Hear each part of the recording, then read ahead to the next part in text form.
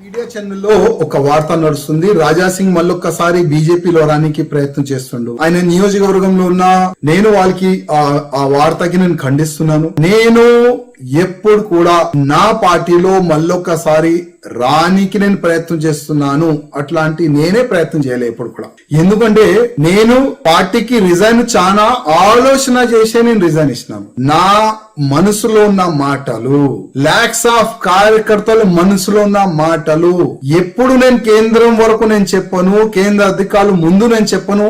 అప్పటి వరకు నేను ఆలోచననే చేయను బీజేపీలో రాని. ఎందుకంటే ఎన్నో సంవత్సరాల నుంచి పార్టీకి ఎవరి వల్ల నష్టం జరిగింది అది నేను కేంద్రంకి చెప్పాలనుకుంటున్నాను. చాలా మంది కార్యకర్తలు లైఫ్ ఇచ్చేసినారు భారతీయ జనతా పార్టీకి.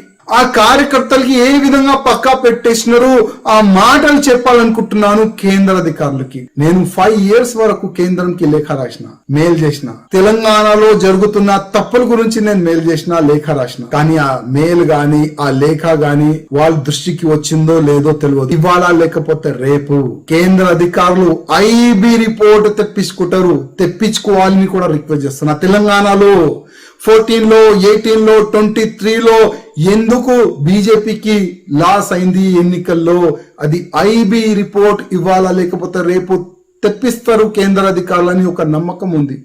అదే ఐబీ రిపోర్ట్లో ఎవరెవరు మోసం చేసినారు, ఎవరెవరు వెనక నుంచి కత్తి పొడిచినారు కేంద్ర అధికారులకు తెలుస్తుంది.